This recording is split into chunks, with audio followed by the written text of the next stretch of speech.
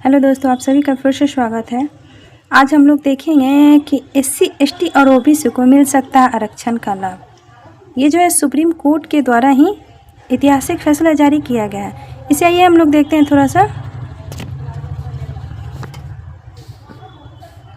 देखिए, SC, ST और OBC को अपने कैटेगरी से यूआर में शिफ्ट होने पर लगाई गई रोक लगा दी गई सुप्रीम कोर्ट के द्वारा।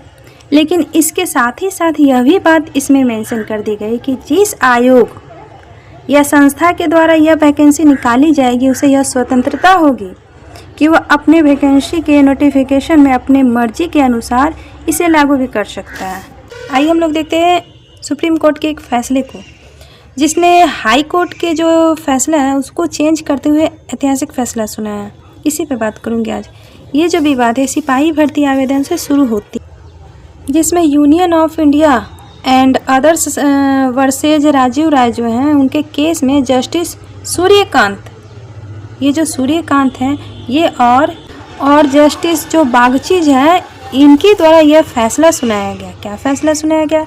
यह फैसला यह था कि एससी, एसटी और ओबीसी जो है ये जो है अब जनरल की सीट पर उम्मीदवार अब नहीं होंगे।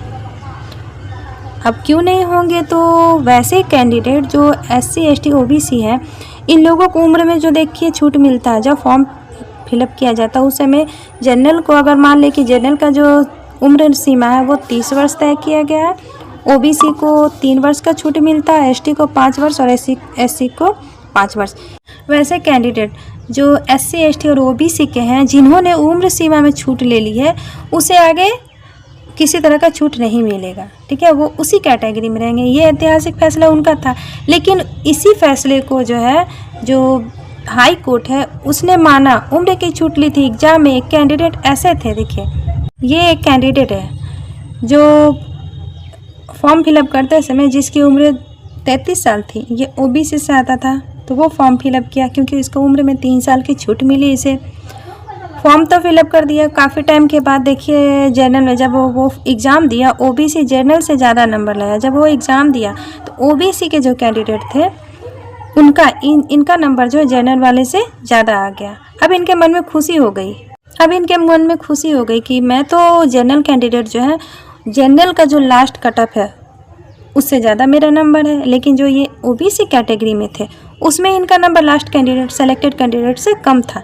तो ये क्या किया, हाई कोर्ट में दावा पेश किए कि नहीं, मेरा नंबर जो है जनरल वालों से ज़्यादा है, लास्ट कैंडिडेट से मेरा नंबर ज़्यादा है, तो आपको हमको सेलेक्ट करना पड़ेगा। तो हाई कोर्ट ने इस बात को मान लिया कि ठीक है, आप जो बोल रहे हैं सही है। उसको ये जो है कैंडिडेट नंबर ज़्यादा लाया है जनरल वालों से, तो उसकी बातों को मान करके अब यहाँ इसके मन में खुशी आ गई कि चलो मेरा सिलेक्शन हो जाएगा। हाई कोर्ट तो इस बात को मान गया कि नहीं, आप ठीक है भाई, आप सही बोल रहे हैं, लेकिन चलिए आपको हम जनरल कैटेगरी का सीट दे देते हैं। ये बहुत खुश हो गया। लेकिन सुप्रीम कोर्ट में ये सवाल उठ खड़ा हुआ कि आप जिसने 3 साल का जो जनरल कैंडिडेट है उनसे 3 साल का आपके पास नॉलेज ज़्यादा है, क्योंकि आप ओबीसी में उम्र की छूट ले चुके हैं। आपके पास जो जनरल कैटेगरी के कैंडिडेट है जिनका 30 वर्ष हो रहा है, उनके सोच में, उनके समझ से आप 3 साल बड़े हैं, तो आपको उस जगह पे कैसे रखा जाए? विवाद यहाँ शुरू हो जाता है।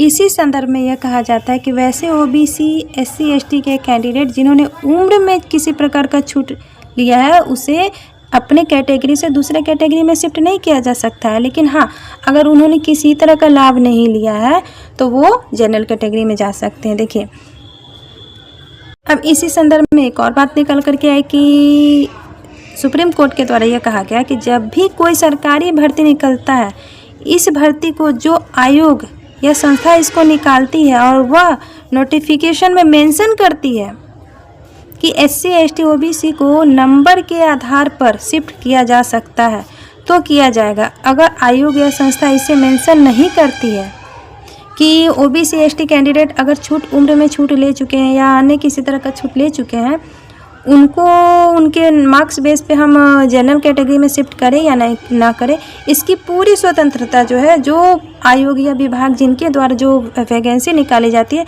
उसे सुप्रीम कोर्ट ने दे दिया है। इससे एक बात बिल्कुल सामने आती है कि कि ऐसे भी सुप्रीम कोर्ट इसका ऑर्डर दे या ना दे, जो भी वैकेंसी आती है जिस आयोग के द्वारा निकाली जाती है उसके लिए वो खुद स्वतंत्र होते हैं। वो जो भी नोटिफिकेशन में मेंशन करते हैं उसे सबको मान्य करना पड़ता। अगर क्या ये सुप्रीम कोर्ट इस बात को नहीं कहती तो क्या अगर आयोग चाहता कि नहीं हमको इस बात को मेंशन करना है तो क्या आप मानते? नहीं मानते। इससे डरिए नहीं कि छूट नहीं मिलेगा। बस ये बात ध्यान रखिए कि जो आयोग चाहेगा वही होगा। जो भी वैकेंसी निकालने वाले आयोग हैं जिनके द्वारा भी सरकारी वैकेंसी निकाली जाएगी उनके द्वारा नियम निर्धारित की जाएगी कि क्या कैसे करना है। इससे डरे नहीं, जो भी होगा अच्छा होगा। आगे जो भी सरकारी आयोग के तरफ से जो भी वैकेंसी निकाली जाएगी उसका ही नोटिफिकेशन मान्य होता है और आगे भी मान्य होगा। जो भी होता है अच्छे के लिए होता है, हम हो या आप हो, सभी के लिए। जो भी सुप्रीम कोर्ट से नियम लागू किया जाता है सभी की भलाई के लिए किया जाता है। इसलिए डरे नहीं और अपने मेहनत पे भरोसा रखें। आप लोग जो मेहनत करें सबका सिलेक्शन ज़रूर होगा। धन्यवाद।